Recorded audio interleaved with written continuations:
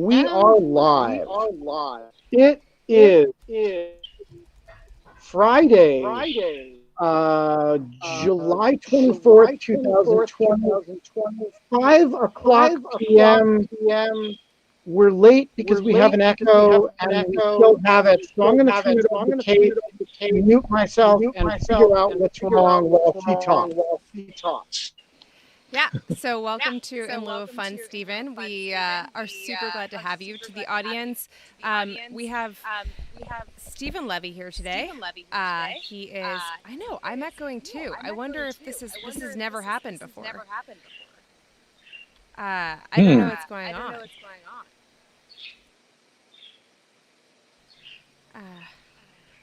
This is totally That's interesting because I don't hear an echo on you now, Kate. You are? I do not hear an echo. Yeah, it's so weird. I don't know where it's coming from. Ben, are you muted? I am muted. No, you're not. But I'm not muted now, and I'm echoing like crazy. Okay. Anyway, sorry for the technical difficulties, everyone. We have Steven Levy here today, and he is the author of Facebook, The Inside Story. You spent 3 years interviewing Mark Zuckerberg and Sheryl Sandberg. You are a kind of a titan of tech and tech reporting, and kind of just like general kind of offbeat reporting too. I mean, you started your career. Wait, I actually might not be right about this. Did you start your career at the Village Voice, Steven? I actually started my career in weekly papers in Philadelphia, and that's right. I did wind up. I did a couple things at the Village Voice, but my wife actually was a staff writer for the Village Voice. Oh, that's and right. Won a Pulitzer. Yeah, she won a Pulitzer. She's a rock star. Okay, so I have figured out the echo situation. The echo is definitely coming from Steven. And so I'm going to keep Steven muted except when he's talking, which means it's really important that we not talk over each other. So we will ask questions. I will unmute Steven, and the echo only exists when he is unmuted and one of us is talking. So does that work for you, Steven? Is there anything I can do to mitigate the echo? There may be, but I don't know what it is because I don't know what's causing it. And this will work just fine as long as we don't talk over each other. Does that work by you? Sure. Kate, the floor is yours. So, Steven, okay, so you're right. We're kind of starting in a haphazard fashion without much intro, and Ben is always good at the intro, and I'm kind of ham-fisted at it, which is proving true today. But we are here with Steven Levy. You are a reporter and writer. We just introduced your book, but you are predominantly, you have been, you're now at Wired at large, but you have had, this incredible career. I guess you didn't write that much for Village Voice. Your wife wrote more for Village Voice. You wrote for a bunch of papers out of Philadelphia, and you, in the course of writing for those papers, as like a young journalist, I think it was I actually don't know where it was in your career for the story, were the person who tracked down Einstein's brain, which was, right? So I don't know. Do you want to walk us through that story? It's one of my favorite stories. I knew you and didn't know that it was that you were. I knew that there was a person who had done that project, and I'd listened to it, and then I knew that and then I knew you as the tech writer, but I didn't know that you were the same person until I re-listened to, I think it was a Radio Lab, or maybe it was in This American Life episode that was about. Yeah, I have heard that Radio Lab episode. So it's Steven. It's a great story. Steven is the person. That's excellent. So tell us the story of you and Einstein's brain. Sure. Yeah. So, I mean, to recap the career, I left graduate school after getting a master's and realizing I wasn't going to be a scholar. Started writing for weekly papers in Philadelphia, my hometown. Learned to be a magazine writer. I was writing a lot about rock music back then. My first story I wrote was about Bruce Springsteen for Philadelphia Magazine. Then got a job magazine called New Jersey Monthly. my first real job, and I was a staff writer there. And my editor said, "I want you to find Einstein's brain." Right, New Jersey story. We were based in Princeton. So I said I didn't know it was missing, and it turned out it was missing. 23 years previous to getting the assignment, Einstein had died, and the brain was removed ostensibly for study, and no one knew what happened to it after that. It was gone, and my editor had once tried to find it and was unsuccessful, and told me, "You should find it, and we're going to make it the cover story in a month. So go at it."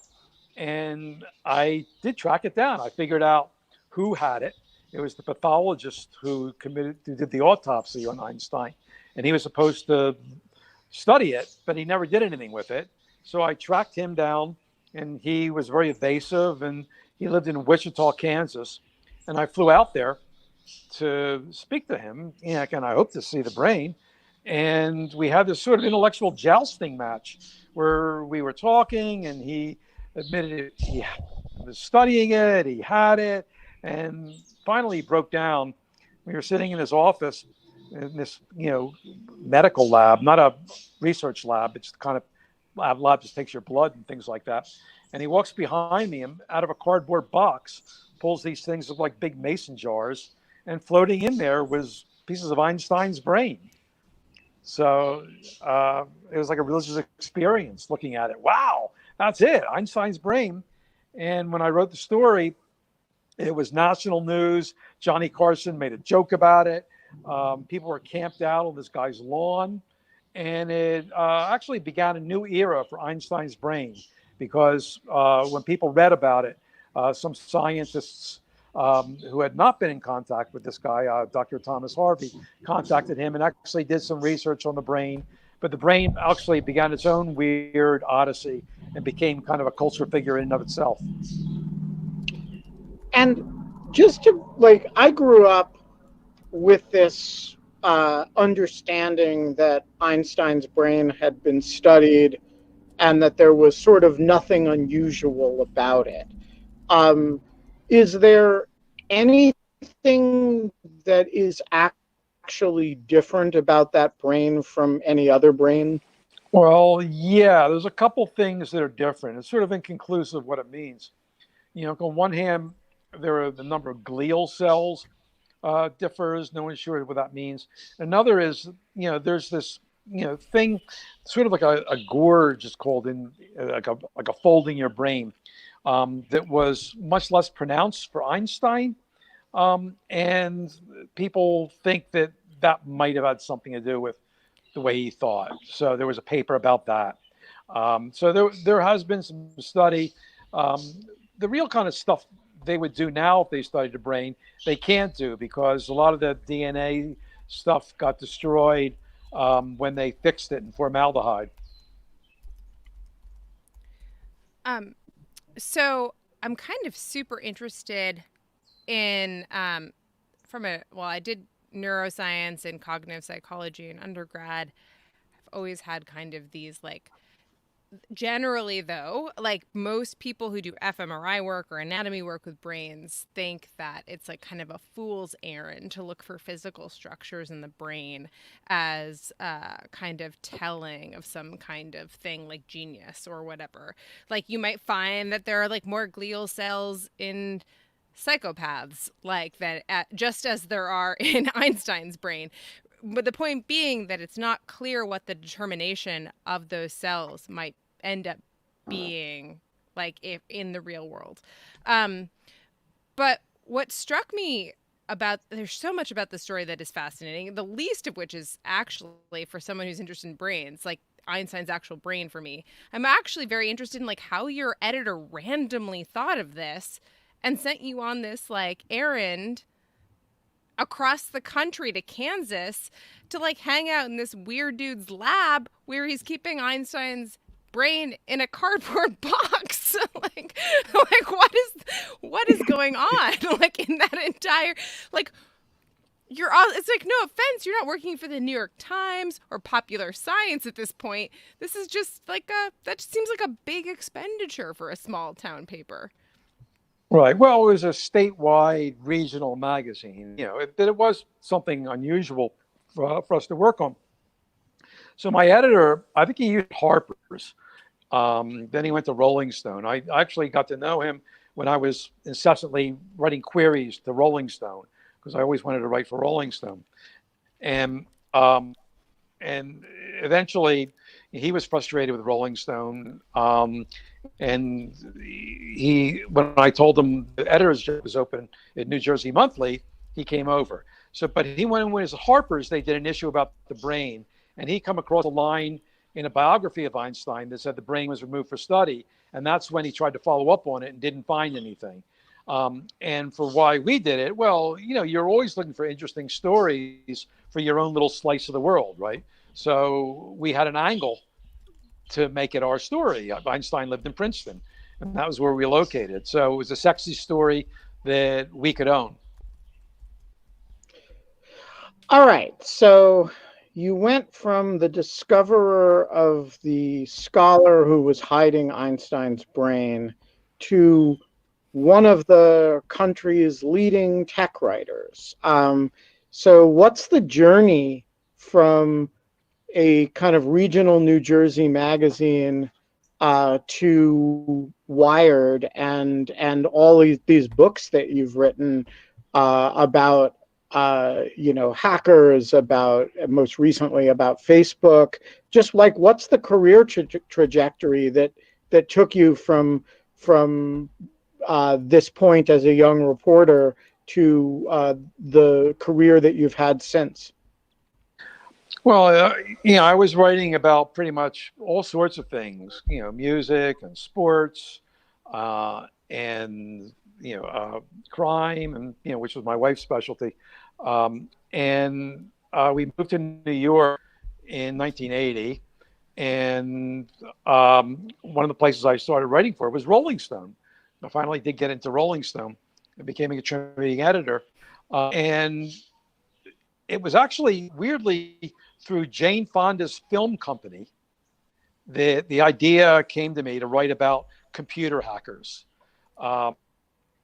Jane Film Company had this project that was run by a former editor of my wife's, a woman named Susan Line, who's actually kind of a well-known entrepreneur. She had a pretty illustrious career at Disney for a while. And she was hired to work with magazine writers to give them ideas that they might make movies out of, for Jane Fonda and her film company. And she had heard about these people called computer hackers. This is in 1981, and thought it might be an interesting story for me to pursue, write a magazine story about it, and then they would option it for a movie. So I had never touched the computer before then, but I thought it was a cool idea, and went to California and went into the epicenter of the hacker world, and and both in academia and people who were really inventing the personal computer world. And I was just blown away by those people. I thought this was the coolest thing ever. It was certainly the future. The people were fascinating. They were so smart, and doing such interesting things that I thought I'd write about this more, and it became my specialty. I wrote a book about hackers, as you mentioned, and I was off. Wow. Yeah, I think it's a kind of a great. I love that story, Stephen. So I'm going to circle back. I want to get back to this thread, but I promised someone in chat that I would ask this question, which I think is actually a good one, which is like, how did you actually know it was Einstein's brain? Besides, right, the guy seems a little weird to begin with. He could have gotten anyone's brain and put it in a cardboard box. How did you know it was Einstein's? Well, it wasn't like he sold it to me. I went there and he called him up. He said, "I have Einstein's brain." I mean, I don't know who else's brain he would have there. And, if it is not Einstein's brain, it is sort of an amazing fraud because, for over the years, his brain sort of became famous on its own. And so I wasn't able to run a DNA check. But I'm pretty confident I have it. you hunted him down, not the other way around, right? Like you were assigned to find Einstein's brain. You dug up the story of what happened to it after Einstein's death and traced it to this guy, Harvey, and went to his office, and he just happened to have a brain there. Yeah, and he definitely had the brain. I checked it out. He definitely went to the University of Pennsylvania with Einstein's brain. He was taken out of Einstein's head. He was the guy who did that. He actually was going to do a press conference in Princeton. And there's a picture of him, talking to reporters beforehand. But the press conference didn't come about, and that was when the thing disappeared. But he did, take it to UP, and he had sent pieces of it over the years to some researchers who I talked to. So, I don't have an impeccable chain of custody, but a fairly good one. It's as good as chains of custody for brains in non-criminal matters get. Yeah. I think we could have put it over for a jury as well. All right, Kate? Yeah, no. And so I guess the other question that I have is like, that type of journalism, the digging, the random things, the following a lead, feels like almost like criminology to me. Like you're hunting down every last thing. You're like finding there was a black Jeep at this exact location like 4 years ago. And also 5 years later, when you find the person, it turns out they have a black Jeep or like something like that. There's like that type of connection and kind of randomness and kind of like stick with it, like nature about kind of hunting down something like Einstein's brain. But like your new book, Facebook, The Inside Story, is like, the result of, and I mean, it's a totally different type of reporting. Yes, you can hold it up. Woo! Thank you. And it's huge. It is like massive. I brought it with me to Cape Cod. It is like, I got through like 2/3 of it. And I think something distracted me, like a deadline or something. But anyways, I'm going to finish it soon. But like, this is a totally different type of reporting. Like you had access, you had people. It's like, and this was a little bit what like In the Plex was like and like other things like that. So like, how did you move from being kind of like the Einstein's brain journalist to the like, I'm going to tell a story out of, and as someone who has done this, as you know, also at Facebook, a long period of time of massive numbers of interviews and kind of find the red thread that goes through all of those interviews and all of that access and turn it into a story. Those seem like very different skills, if that makes sense. Well, I'm going to push back against that, saying it's a different skill. I mean, to me, it's always been about storytelling. And for the crime thing, my wife, she's a master true crime writer. And so I saw her do that. And my second book was a true crime book. And, where there was that kind of ratiocination going on. But when I did Hackers, it was a very disparate story. It was in 3 parts. It took place over like almost 3 decades. But I wanted to write it like one narrative. My editor told me, hey, this is your book. Be bold, go for it. And, I wanted to write kind of an epic. And it wound up working out really well. The book came out in 1984. People are still reading it. A week doesn't go by without me hearing from, someone saying, wow, look what this book meant to me, or even a new reader. It's never been out of print. And that turned out to be what I, in modesty, was really good at. Taking a story where it wasn't a natural narrative. You couldn't really do like a very neat narrative tied up in a bow, and talking to many, many people and trying to write it like a story, that it would read like a narrative. Someone also early told me saying, if you're writing a book, no matter what the subject, there has to be a reason for someone to turn the next page. So I've tried to do that in all my books, whether it was about the hackers or cryptography. and certainly in my biographies of Google and Facebook. So tell us about the Facebook project. What's the essential undertaking? There's many ways to tell the sort of inside story of Facebook.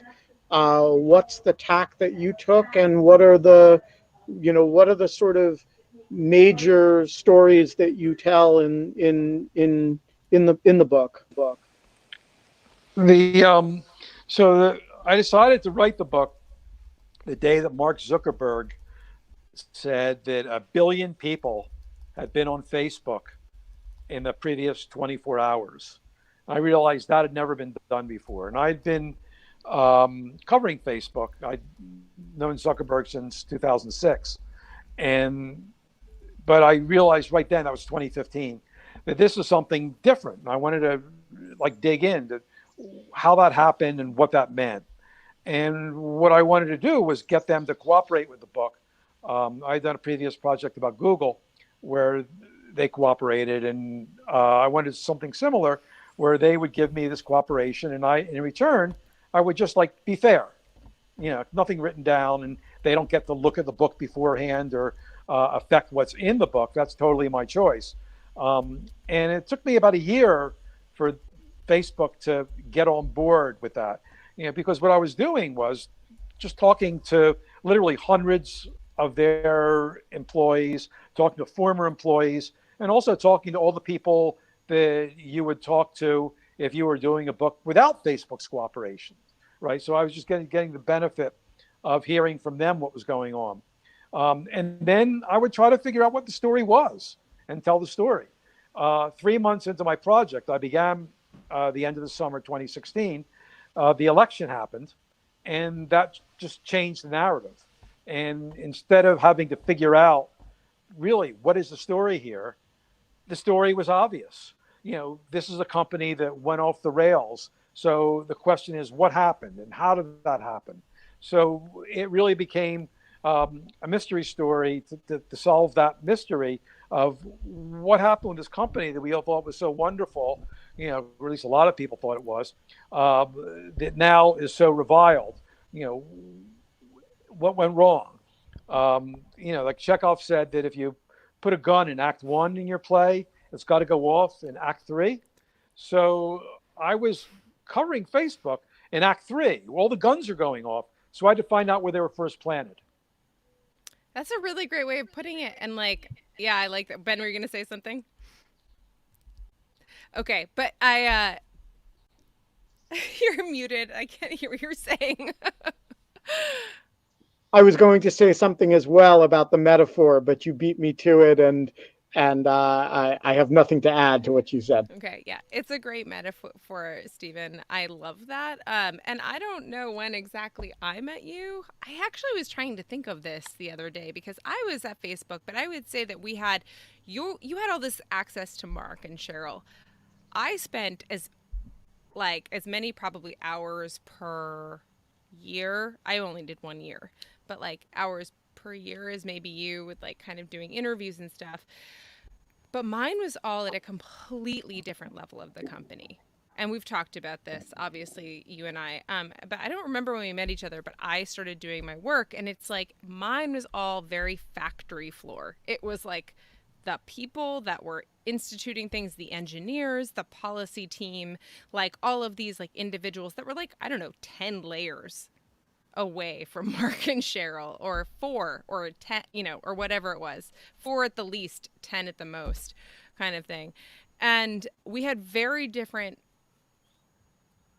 well, maybe we didn't. I would say we had really different kinds of ways that we had been kind of impressed about the optimism or pessimism of the country, of or not of the country, of of the platform, given what we'd been exposed to. And I think that that was talking to you and hearing more about Mark and Cheryl was actually was the first kind of bystander insight that I'd gotten into that. Same with reading the book, which I think is so valuable. But what shrift do you give the factory floor level of Facebook? Do you think that like if you could go back, would you do more on that level? Do you think that like I need to do more on like the leadership level? Like, do you think that like you can't have one without the other? Like, what are your feelings about that? I think it's my impression, Kate, you were deeply embedded in one area there and spent more time with the folks in that one organization. In the one organization, than Monica's organization. Yeah. Yeah, and I did spend a lot of time on the factory floor, and both working in the book and when I would do stories for Wired about projects, I would talk to just like designers. I went to the data centers. There's a lot in the book because of the direction the book took. I didn't write about Facebook data centers, and and didn't write much about like a lot of things that I thought I'd be writing about, because it just took that structure of how they built Facebook and how the way they built Facebook put them into big trouble, and wound up to be toxic in ways that they hadn't intended, and weren't sufficiently diligent enough to recognize when the consequences started to appear. So I have a pretty good sense of it. When you do a project like this, you are an anthropologist really, and you're learning to speak a language, because they, you probably know this, they have their own way of speaking. They have their shared experiences that the people outside, don't know. And when you spend hundreds of hours talking to them, you become fluent in that language. And once you become fluent in that language, a conversation with one of them is so much more revealing. Even if there's a PR person in the room, you're going to get information that they didn't intend to give you, because you're alive to the nuances, implications of what they're saying. So, it took me a little over a year really to gain that fluency. But once you do, people's tongues loosen, and they feel, hey, because this person speaks a language, I could be more candid, and you just get more out of it. And then, of course, there are those times when you meet them again without a PR person around. Sometimes when they leave the company, and sometimes you just happen to run into each other, maybe. So I'm curious, you framed this fascinating question, what went wrong? How did this company go from being something that, was something that I think a lot of people felt good about, although it had its privacy problems, it had its critics, it had its, it had its battles with the FTC, etc. But on the other hand, it had explosive growth in subscribership. It had, by the time things really started going wrong, it had, like a really measurable percentage of the world's population using it on a regular basis. It was super innovative just in what it was capable of delivering.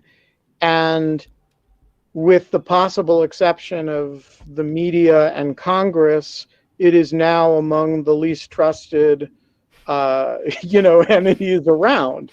And so I'm interested for your core explanation.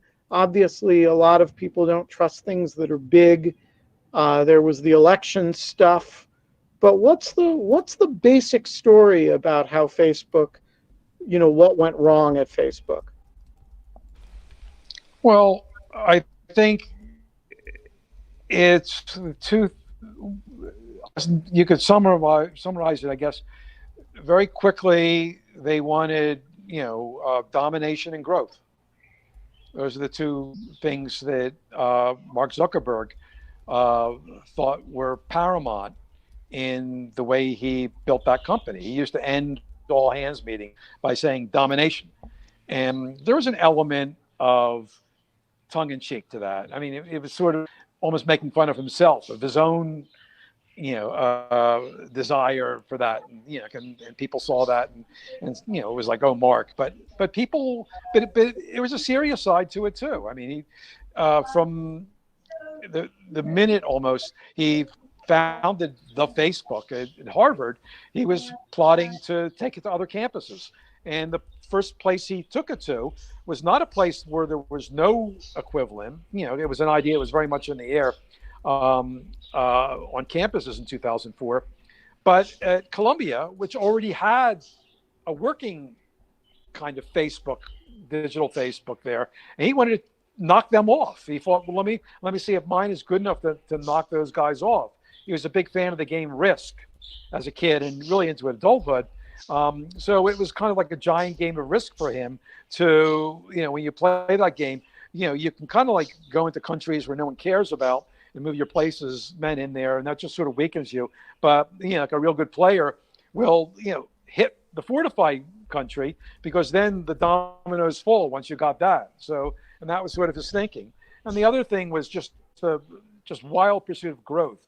And I spent a lot of time talking about the growth team at Facebook, which is run by this fascinating guy named Chamath Palihapitiya. And it was sort of, the dirty dozen. He gathered this team of people who were, some of the smartest people in the company, and some he recruited from outside. And they used all sorts of tactics, some of them a little shady, to push growth. But it was like, what happens in growth teams stays in growth team. It was almost, they called it the growth circle, almost a little culture of their own. And they stayed away from the rest of the people, and they had almost their own little subculture. And when challenged, Zuckerberg would always side with them. He approved of their tactics, because growth was so important to him. And it turned out that there was a downside to that. I'll give you an example. Was the growth team was in charge of growing Facebook internationally, and one thing they wanted to do was put it into countries where no one at Facebook spoke the language. So we're talking about countries like Myanmar.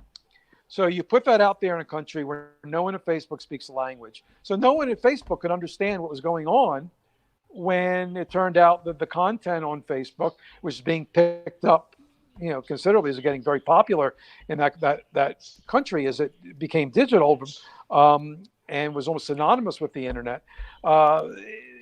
It was being abused by the administration. They were like forming rumors, causing riots that led to the death of people. And when it was reported to Facebook, they didn't do anything about it. They sort of shrugged it off. But they, it was something they didn't see and wasn't real to them when it was pointed out. So that was a downside of growth, which was, one of the original sins of Facebook. So one of the things that I do, as much as you say about all the stories about growth, I do think that there is this kind of story that is forgotten, very forgotten, and happened in 2009. And I'm just going to share my screen for a second.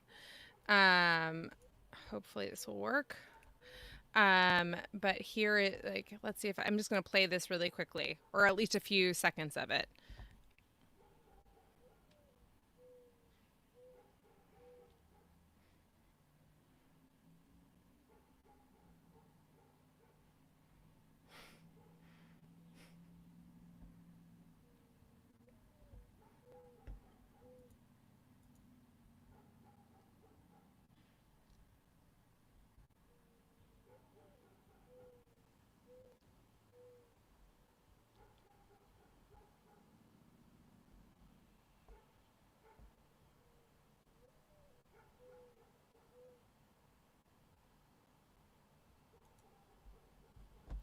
So, hold on. I'm going to need to shut this off. I just want to say he shouldn't wear a tie. Right. There's so much about this. Is 2009. It is a lifetime ago. It is crazy. It almost seems like comedy. Steven, you're look like you want to say something. Go ahead and react to the video. I'd love to hear it. Yeah. Well, first of all, in the year 2009, the reason why he's wearing a tie is he had a personal challenge that year to wear a tie every day. So why? Because he thought of, well, we're big now, so we're going to be more serious. It was the year after the recession hit, and he wanted to signal seriousness in that. I remember I interviewed him the end of that year, and he said, "I'll be so happy when this year is over because I won't have to wear this tie anymore." But that was one of the things Facebook did these governance things. I wrote about this one thing where they were having, I think this might have been part of it, where he offered Facebook users the chance to vote on issues, right? On do you want us to do this policy? This 2009. Yeah. So what he did was he said, okay, well, we need not just a majority of people who voted for this to happen, but a majority of Facebook users, right? And you're never going to get more than 50% of that 700 million group of people to vote on something. So it was guaranteed, that less than 1% of the people on Facebook would even weigh in on something. So it really was a Potemkin version of voting that never could have happened. So it was a sham. So let's take some questions from the audience. I think we're going to do this by in written questions in the Ask a Question column, because it's hard enough to avoid the reverb with the three of us. I think adding more live voices will probably make it more difficult.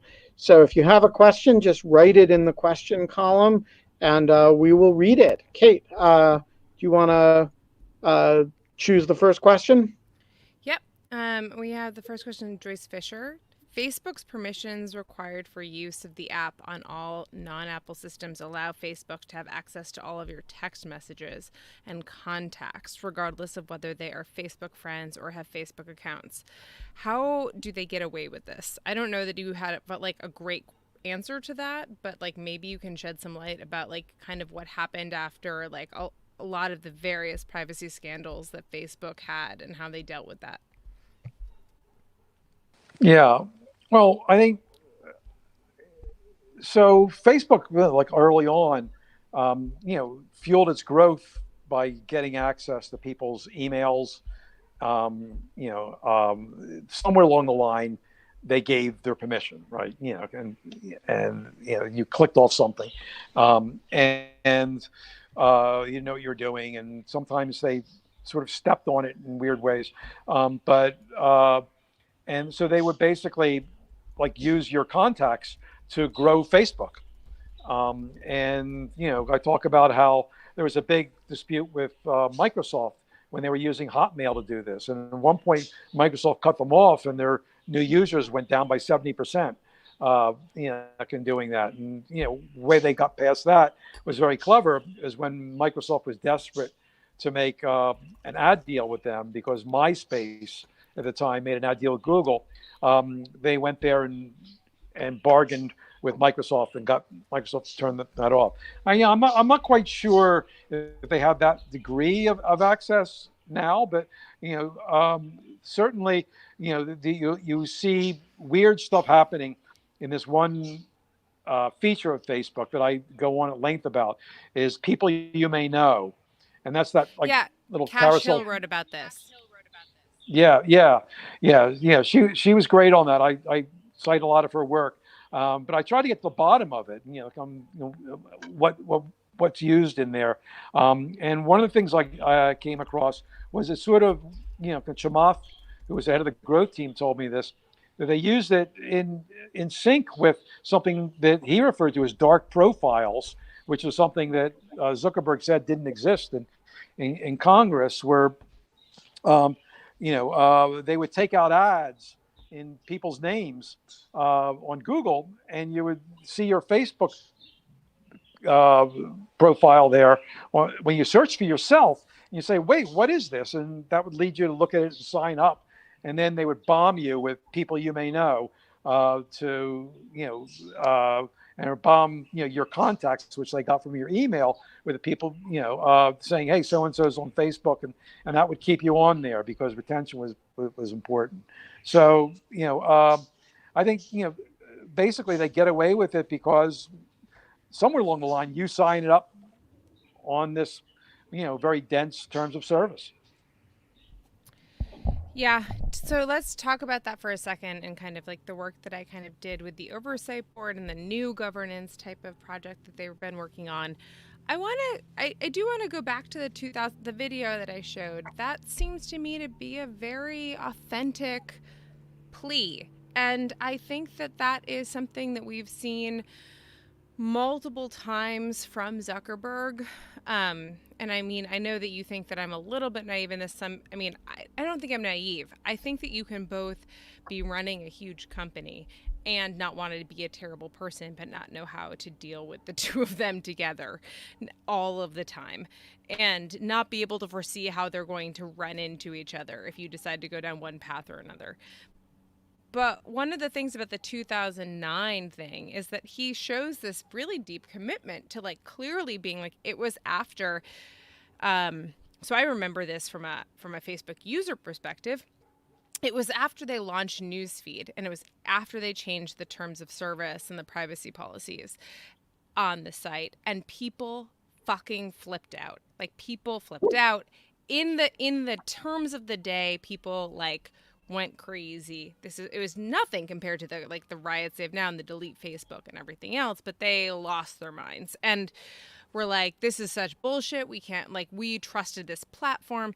And they really came, this was Facebook's effort at doing this. Now, my understanding of how this effort ended up was that 0.3% of the Facebook population voted on the terms of service at all, such as to make it a completely illegitimate vote.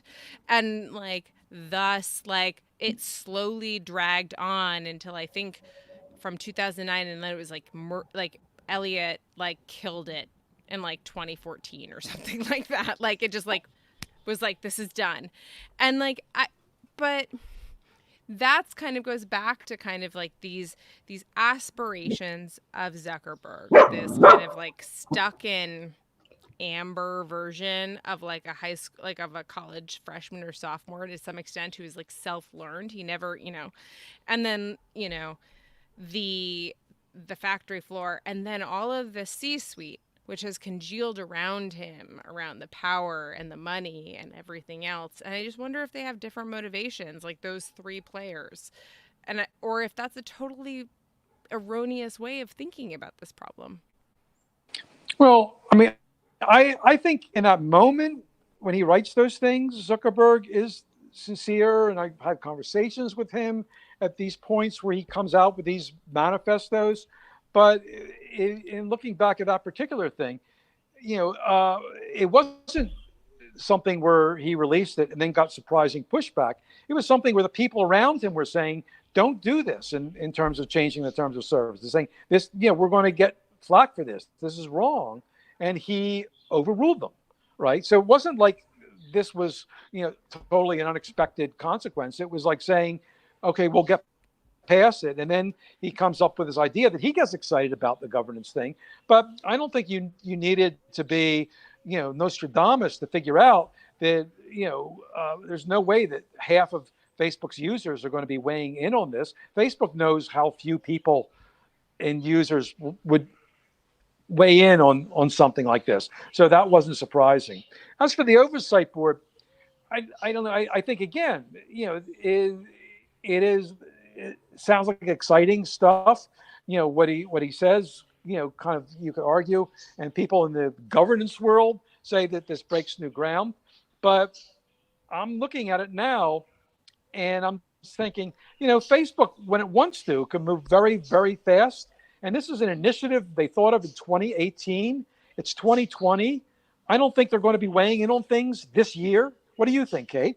Things are going so slow now. And I think, if you put a gun to Zuckerberg's head and say, I want this board to start ruling on things next week, it could happen. This is not a priority to make this happen right away. I don't think it's an accident that the board is not in a position to make decisions before the election. Oh man, I like have I've just done like a ton of interviews with the board members in the last 2 weeks, individually talking to them, and like what is shocking to me is how much they don't like Facebook and are angry at Facebook for continuing to have anything to do with the board and are ready to start doing whatever it is that they can do without Facebook having any role whatsoever to play in what And they're what's the doing. source of their irritation? One, that Facebook has continued to meddle in certain ways with like the setup, and they feel like it's like tainting them in some way, or like that they're there and they don't need to be. And the other is that they feel like they're going to get hated on no matter what they choose and or what they decide or what they do. Like everyone's going to shit all over them.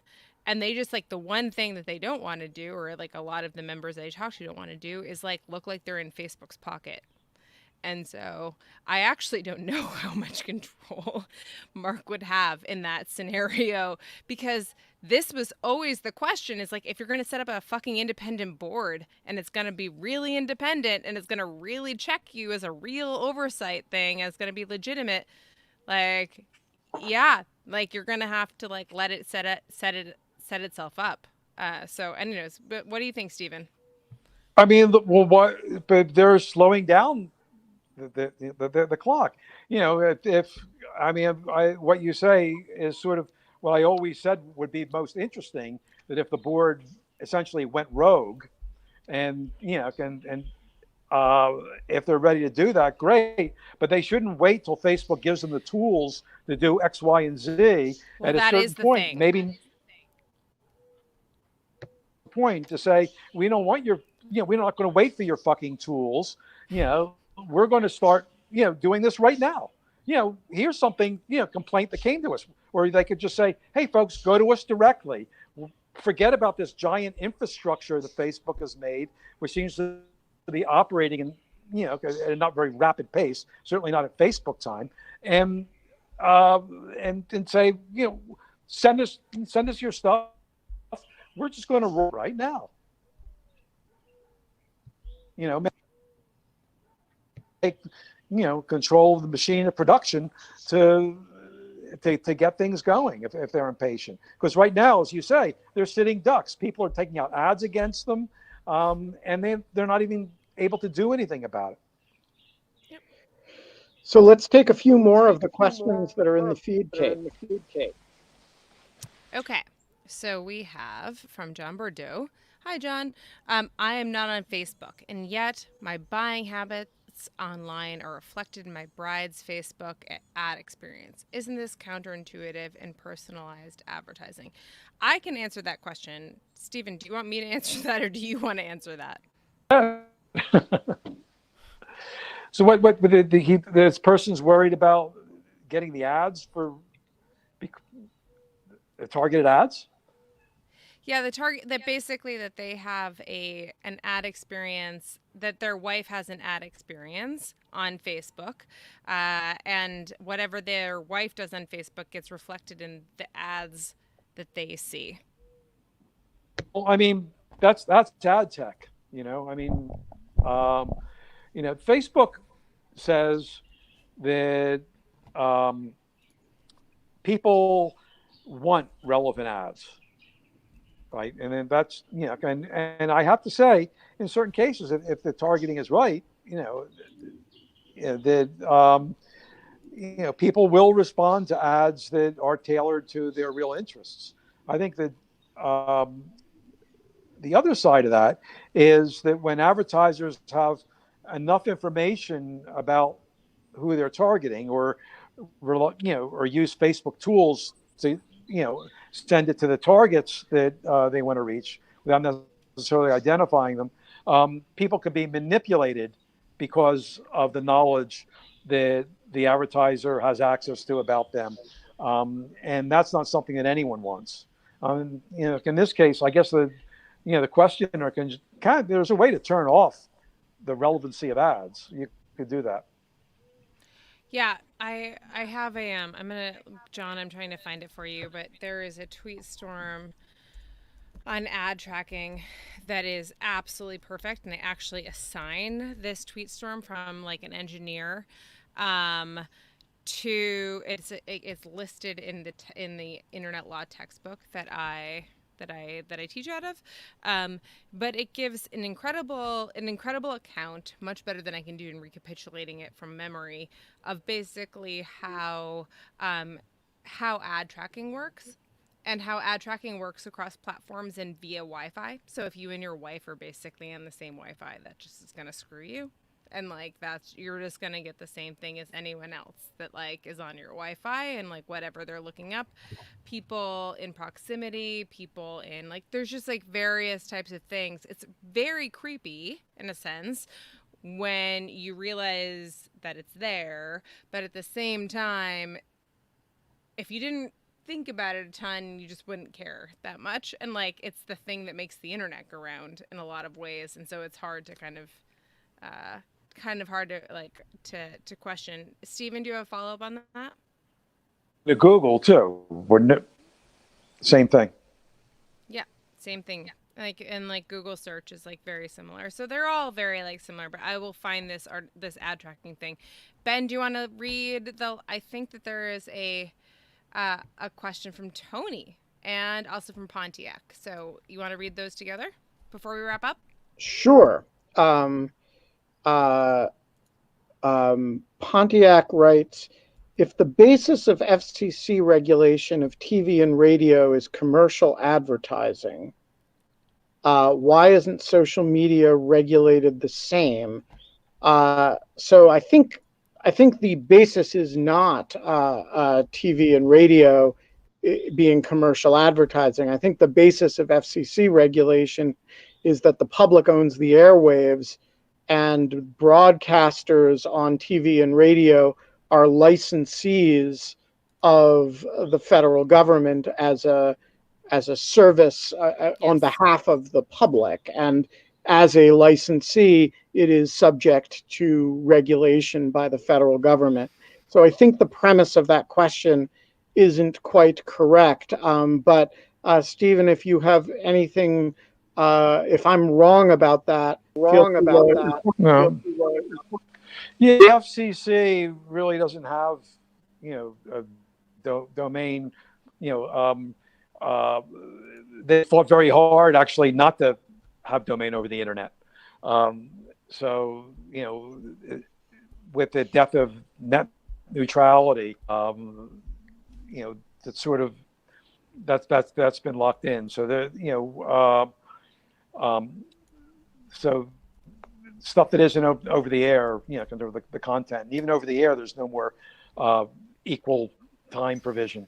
So I think it's the FTC which Facebook has to worry about, which is, along with the DOJ looking into the antitrust issues, and their domain, their power, along with Google and advertising, because like more than half the profits of digital advertising go to Facebook and Google, more than 100% actually, because everyone else is sort of operating at net loss. That's why it's probably going to come up in that hearing, which is now not Monday, but the week afterwards, where the 4 tech CEOs are going to testify. So the last question goes to Sam Butler, who asks, Kate, can you explain if there is any expected structure of the review board? Will it be federal appellate-like with smaller panels and then further en banc review for controversial rulings? Okay, let me look at the question because I read better than I hear. So hold on.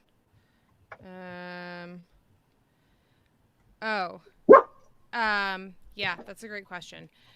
So how the structure of how the oversight board is going to control its docket is that they will have a case selection committee that is comprised of oversight board members that rotate.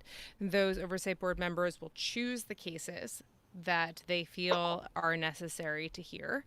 And then those cases will be heard by another totally random 5-person panel. That 5-person panel will convene on like a set of cases or one case, or it's not clear how that's going to work yet. But a set of cases or one case, and they will deliberate, and then they will basically, whatever their decision and the write-up of their decision will have to go before the full board, like all 20 or 40 members or whoever comprises the full board at that time. Not really an en banc review, because that's a little bit different, but like I'm struggling for the word right now, what it is. But anyways, whatever it is, it's like they have to pass this bar of like everyone signs off on it, more or less, by a majority opinion. And at that point, it will go to Facebook, and Facebook has a very limited and very small enforcement jurisdiction in which it has to just take down that one individual post and that one individual thing. So if like I posted something and I'm the one who's appealing, that goes all the way up. It's only my post that's affected. If it has become a meme, if it has been reposted by Ben and Steven, like it's not going to matter. It's their decision only affects my post in making Facebook take action. So it's a very small kind of enforcement mechanism, but then like it's all transparent. So Facebook kind of has a very high incentive structure to pay attention to it. Okay. Steven, do you have anything to add on that? No, I think, Kate is the expert on the oversight board. I do have a question for Kate. One thing that it turned out that actually last year when I had been briefed on it, I thought it was otherwise. That originally I thought that when 20 people or the first group of board members were picked, it would be those 20, those co-chairs and the rest of them to pick the rest of the board, the other 40. And now apparently Facebook is still involved in the selection process of the other. Was that always that way? No. No. And I think it's important that there were a number of people that were involved in the process as outside observers, because I felt a little gaslit at various points by Facebook, basically saying that like, I would be like, hey, you didn't say this before. This wasn't going to be the jurisdiction. And then they were like, yeah, we always said that. And I was like, no, you didn't. And then there were other people that were involved. But no, they always said that the team is going to be set up. And then once it was set up, again, nothing in like the actual founding documents contemplates that distinction. So they have, there's no real basis that they would start independently appointing. And basically, they are continuing to work with Facebook. And this is one of the things I read about in the Yale Law Journal article. They are continuing to work with Facebook. And one of the weak points in the legitimacy of the board is that there's no real end date. So they state that the end date of the board is when the board is full or the board is complete. But like the board is literally imagined in the charter as around, and that is like or something like that, some amorphous term like that, around 40 people. So like as a lawyer, I would just be like, you can just play with that number forever and keep like hiring or not hiring people or doing whatever, and like keep a finger in like kind of this whole like hiring process with no end in sight. And so that's kind of one of the things that I think is something to look out for in the next couple of months and years with the board. Some, I think, as you know, some interviews last year about it, running up to a piece I wrote, I guess, in January, and that a lot of things that were told to me last year changed, right? And that was a glaring one to me. That so wait a minute, that you're picking the other 20. What originally I thought it was just going to be the chairs that were going to pick people. The other 16, right? And then and then Facebook got involved in that. Now they're going to get involved in the other 20 people. We don't even know what it is. They also told me at one point there was going to be an odd number of people on the board, so there wouldn't be ties. And they said, well, we couldn't have that because we have to mathematically break people into groups more easily. Yeah. There's a bunch of stuff that has been like that, and I've been glad to cover it. It's been kind of like there's a lot of inconsistencies, and so it's like it's good to hold their feet to the fire, I think. And my interest has always been Facebook users in this process and creating and free speech, and like that has been the only interest that I've had in the entire time. So I'm I'm still I'm maybe even more optimistic of the board, having talked to board members than I was before. I will say that. Like in the last 2 weeks, having had like 6 or 7 interviews with board members, I'm very optimistic. But there are still some things to hold them accountable for. So it's a great observation, Stephen. If the board were operating, we might see some dramatic results from the board. This is a moment where a board decision, if it came down with strong recommendation to change a policy, might have the maximum traction. And it's a shame that the board, as was originally scheduled, is not operating at this moment. Yeah, I think that you do have to allow for the fact that they're operating across an insane amount of time zones. They've split them largely into 2 groups to try to train them, but they're trying to mix it up. They have to meet each other. It's a lot of work that I don't want to sound like kind of basic, but like it's a lot of work that if you were with someone for like a weekend, you'd have a lot of like, you'd find the people you agree with and you'd get to know people on a really basic level really quickly. And instead they have to spread that over a lot longer period of time and a lot more kind of purposeful sessions. Because if you, as like one of the co-chairs told me, if like you don't trust people, you don't trust to disagree with them necessarily when you're in these types of like kind of these things, and that's important. And so like, I mean, it's slow, but I don't think that they're dragging their feet in any way. The board isn't like, and I think that they're trying to get set up as soon as possible. We have to wrap, but Stephen, you and I should talk anyway, like off of Crowdcast about this. I would love to catch up. It's been a minute, and it's great to see your face and see your book. I will put a link hold on, let me put a link in Crowdcast for this now. But thank you so much for coming on. Any last words? No, that's it. Thank you. This was a lot of fun. And hi to everyone. Thanks everyone the 39 of you who are dropped in, and stay safe, everybody. Yeah, totally. It was great to meet you, and I've admired your work for a long time, and I it's one of the cool things about this show is getting to meet people and chat. So this has been a real pleasure. Okay, same here. Okay, have a good evening. Bye-bye. Have a great weekend. Bye, Stephen. Kate, you want to wrap us up?